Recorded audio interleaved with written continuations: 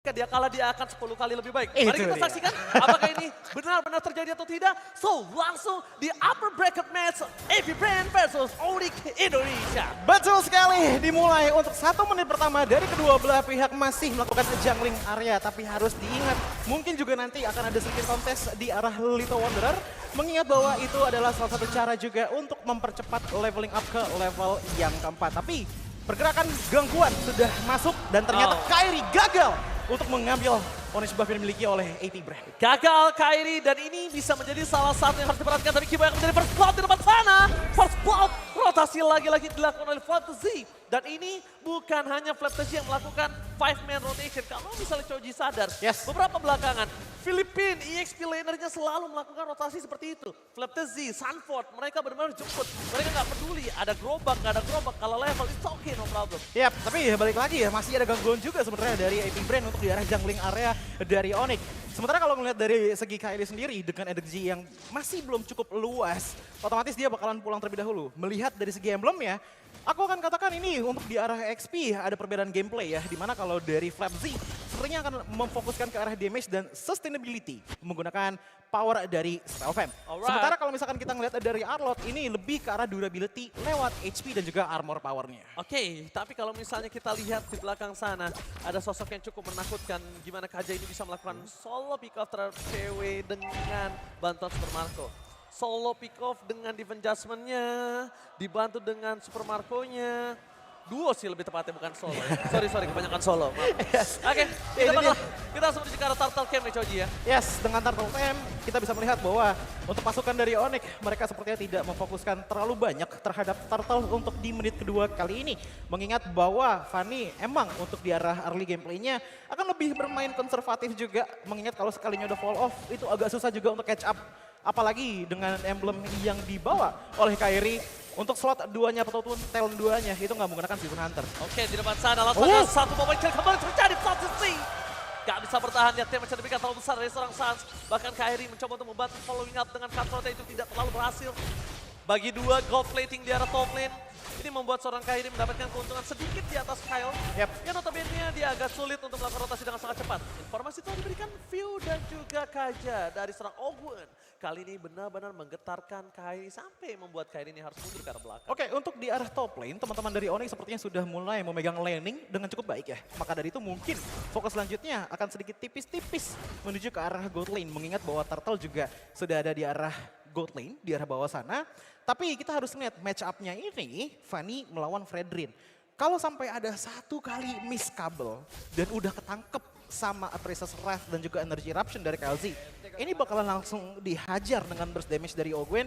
Ditambah lagi kebetulan di bawah sana itu ada Beatrix yang dalam tanda kutip Nibiru di early power cukup menakutkan. Oke, kalau misalnya ngomongin Power of Retribution, memang Kairi berada di peringkat pertama di MPL Indonesia. Tapi ingat, yang dia lawan kali ini adalah di mana dia berasal. From Filipina. Jadi mereka tidak akan mungkin gentar melawan seorang Kairi. Dan itu yang harus diperhatikan. Karena beberapa belakangan ini Kairi bisa kita bilang tidak cukup unggul dari Kyle TZ. Kyle TZ kali ini nampaknya dia akan coba melakukan stealing terhadap para pasukan Onyx. Kenapa? Dia udah standby di arah bottom lane.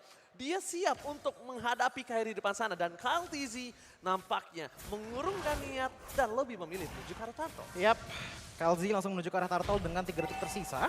Dimana dari Kairi fokus mengambil ke arah para buff terlebih dahulu. Tapi lihat, cewek sudah punya modal untuk punya decent damage karena teman-teman dari AP Brand dengan hadirnya Demon Hunter Sword. Dan ternyata ada sedikit flicker maju ke depan sana, ditarik satu player Keyboy. Final Slash dan ternyata Retribution from Kairi.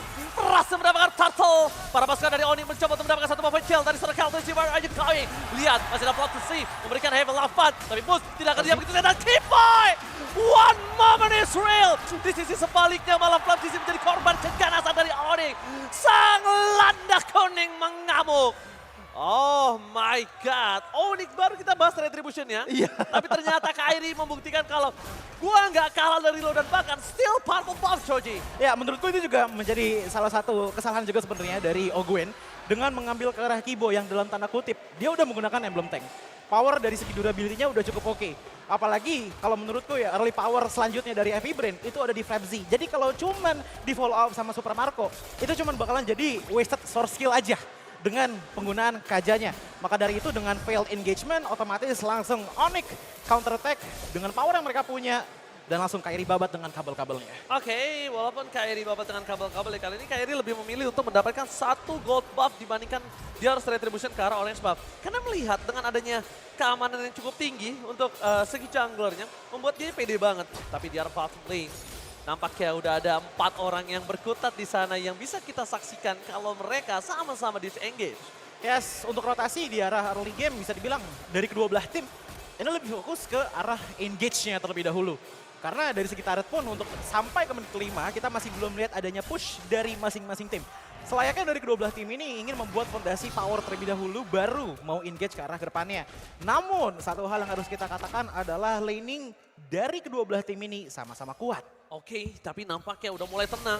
Informasi nampaknya ada sedikit terdengar suara kabel yang kita tidak tahu di mana keberadaannya. Dan melihat 1 point kill di arah bottom lane. Concealed Gaming telah terjadi. Keyboy standby on position. Dan nampaknya ini akan ada pertukaran. Kalau dia nggak dapat turtle, setidaknya dia dapat point kill. Tapi kalau dia nggak dapat point kill, dia nggak dapat turtle. Ini rugi banget sih menurut gua pribadi. Kayaknya sudah mulai masuk. Perlahan demi perlahan Boots sepertinya ingin menyesuaikan dirinya terlebih dahulu. Final Slash masih ditahan, belum dikeluarkan. Tapi fokus menuju ke arah Kyle Z. Oh, menuju Carlton Z, tapi bukan View menjadi pilihan utama. Keyboy Bobat! Double time rest! Rest yang besar from Kyrie. Membalikan kembali keadaan di depan sana. Front to Kata telah dikeluarkan tapi masih bisa bertahan. Spray down di arah belakang sana. Terperangkap Kyrie, ter-take down. Damage dari View terlalu besar membuat terpasukan dari Onyx mereka harus mundur ke arah belakang. Belum ada blazing duet from Cherry, bahkan di depan sana Super Marco sudah memberikan damage yang cukup besar. Setidaknya damage yang masuk ke teman-teman dari AP Brain ini full dari Suns. Bisa dilihat dengan damage output di team fight yang tadi itu di angka 2900 damage. Sayangnya Kairi di saat sedang melakukan engage ini tertarik dengan Ogwen, langsung diangkat derajatnya di tangan Fredrin dari Kyle Z membuat Kairi Pin tumbang untuk di menit ke-7 kali. Tapi tidak masalah. Lihat bagaimana engage-nya juga masih dilakukan oleh teman-teman dari Onyx di area top lane. Flapsy coba kabur terlebih dahulu, 1 bar HP tersisa langsung ada Veteran Strike dan ternyata 1 finishing power datang dari Kairi dengan Fanny-nya. Cutthroat berhasil mendapatkan 1 point kill tapi ternyata semua itu dimaksimalkan dengan posisi yang sangat terbuka, sangat bebas. Dari bottom lane, yang mungkin harus diperhatikan adalah kali ini mereka udah sama-sama mencoba melakukan invasi jungle. Keyboy standby in position, yang dituju di arah belakang sana. Oh lewat Carlton Z, ini dia 1 purple buff yang sangat mahal diamankan oleh AP Brain, Choji. Seenggaknya ada pertukaran dengan cewek yang melakukan push di arah top lane sana. Dari segi objektif, Onyx rotasinya ini sangat luas banget. Nggak benar-benar kaku di satu laning. Bahkan kalau kita ngeliat dari segi itemnya saja, dari ceweknya, Cloud ini masih belum buat sepatu, tapi fokus ke arah damage terlebih dahulu. Memaksimalkan power dari Art of Thievery untuk punya move speed ditambah lagi dengan Quantum Charge. Sementara kalau untuk masing-masing jungler, ingat, Kairi di sini udah punya Blade of Heptasis dan juga Malefic Roar. 20% penetration tambah 15%. Surprise attack! Happy birthday! Keyboy masih coba untuk bertahan, no defense charge for this time. Kyle masih mau lebih, tapi Kyle di depan sana terkena Everest Wall. Mereka dikeluarkan begitu saja, di pertahanan semuanya gagal! Tunnel Red menutup dan membuat Ogwen gagal mendapatkan 1 point kill. Blessing Red from cewek versus Super Marco. Super Marco nampaknya masih bertahan bersama dengan cewek. Para gold lane dari Onyx ke AP Brain terlalu perkasa. Kyrie mencoba melihat Super Marco. Super Marco! Gagal! Cutthroat ke arah yang salah. Kyrie almost sempat is never enough. Hampir tidak pernah cukup. 1 tetes terakhir menutup hari dari Kyle TZ. Ini enaknya Suns dengan menggunakan Farsha yang bisa masuk ke depan sana. Menurutku ini cuma ada 2. Ada Kaja dan juga ada Pakito. Possible, tapi agak sulit karena kita harus lihat front line-nya. Ada Boots, ada Keyboy dengan Kufra dan juga Arotnya membuat front line agak cukup tebal dari Onyx. Ternyata Kairi juga manusia biasa. Kairi juga bisa buat salah. Ternyata cutthroat-nya bukan hanya kita para publik ranked, tapi Kairi juga akhirnya kita lihat secara langsung ya. Iya betul. Ya, It's okay. Sebenarnya kalau bisa bilang itu agak miss dari segi kecepatan kabelnya tadi. Lebih ke arah range kalau gue liatnya. Iya. Range yang paling deket tuh purple-nya. Posisinya tuh tadi udah masuk ke dalam bush, tapi nggak lama dari Kairi masuk keluar dari bush, dia langsung pencet cutthroat yang membuat malah jadinya ke arah purple ball. Iya balik lagi. But Kairi okay. hanya manusia. It's okay. Ya kan? Karena masih winning moment juga kan. Benar-benar masih winning moment. Yang gue perhatikan di situ ya bukan apa namanya kayak purple-nya nggak keambil atau ngapain, tapi ternyata di balik super Kairi, Ya. sosok orang yang di luar nalar gameplaynya menurut gua. Betul. Tapi dia ternyata manusia ya. Masih manusia juga. Silakan cuy. Ya, melihat dengan Lord yang sudah jalan di menit ke-10 kali ini, potential push dari Onyx ini cukup luas dengan yang ada di arah top lane. Tapi lihat dari sisi yang berbeda.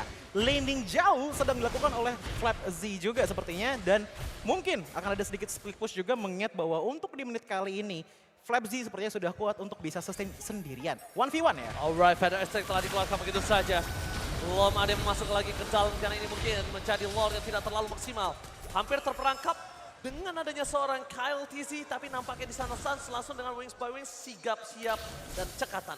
Melihat Kairi tidak memiliki purple buff, ini mungkin harus mulai diperhatikan. Kalau misalnya Kairi udah mulai harus menurunkan tempo, di mana dia nggak bisa masuk kalau tanpa ada purple buff. Sekali dia ke takedown, rotasi Happy Brand ini benar-benar sangat bisa maksimal. Lihat, dia nggak ke takedown aja, Flap TZ-nya bebas banget. Seperti yang gue ngomong ketika kita sebelum ke arah draft pick, Joji. Betul. Kalau gue rasa paketnya akan ada di arah EXP. Dan bahkan tadi gue melihat kalau misalnya Kyle TZ ini, untungnya dia nggak pakai Baxia. Yes. Kalau dia pakai Baxia, dia akan lebih power banget lagi.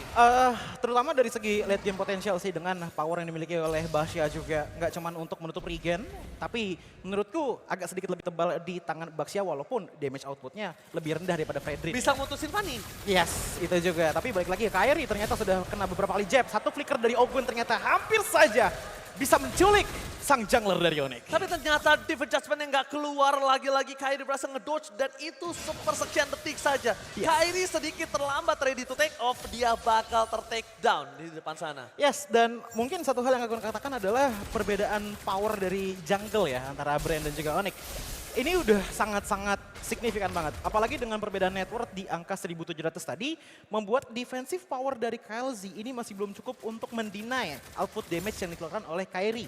Berkat Blade of Heptasis dan juga Malefic Roar-nya. Tapi satu hal lagi yang aku lihat sangat-sangat kental adalah AP Brand.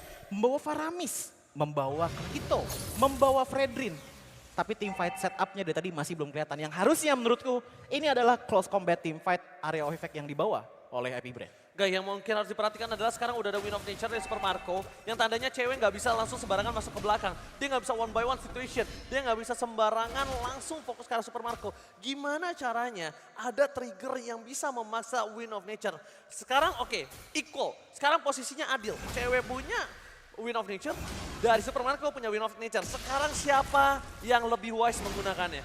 Yes. Karena ternyata kalau buy one kayak gitu, lebih unggul orang yang sedikit terlambat menggunakan dari Win of Nature. Ketimbang yang terlalu terburu-buru. Ini trigger disiplin juga sebenarnya ya. Betul. Dengan apa yang dikatakan bisa dikontrol apa enggak. Tapi melihat posisi dari Onyx, mereka sepertinya akan melakukan kontes dan langsung conceal ke depan sana. Oke, Conceal coba untuk sedikit membuka position. Kyle TZ berada di garis depan. Ada tahun telah terjadi tapi mereka lebih meninggalkan Lordnya.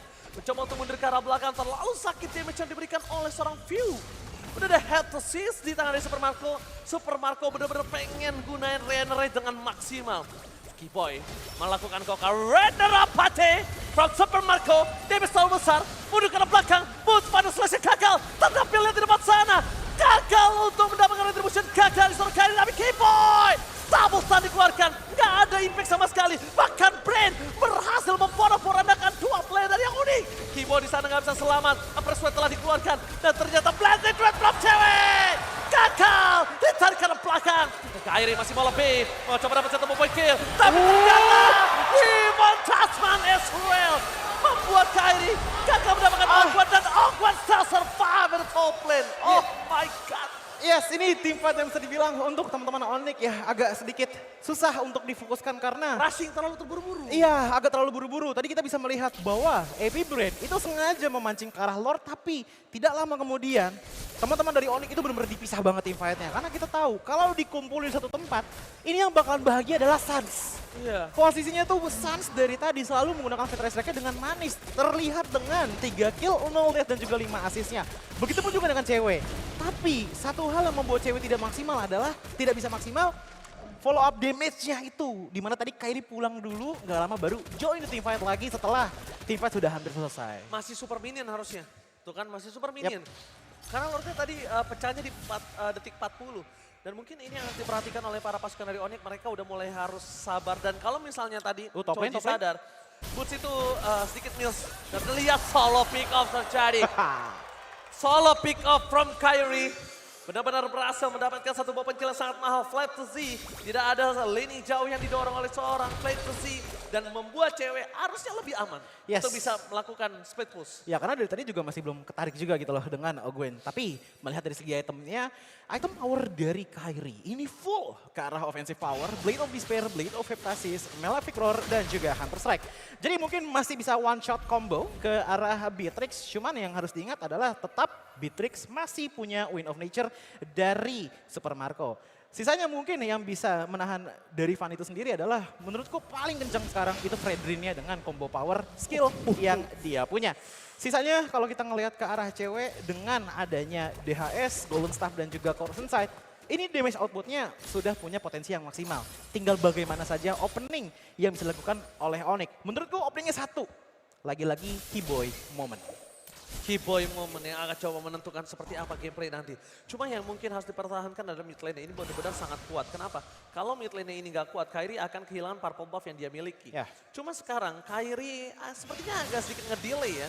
Dan Boots, jangan sampai dia ke-trigger lagi final slash dengan flickernya dan gagal mendapatkan apapun. Nungguin Lord gak sih ini? Iya, dia akan sedikit menunggu. Dia akan coba nge-buying time sedikit biar nanti ketika purple-nya di dalam team fight Lord, dia masih ada. Yes, itu dia yang dicari. Karena Lord akan muncul dalam 5 detik lagi dan ini adalah Lord yang sudah enhance.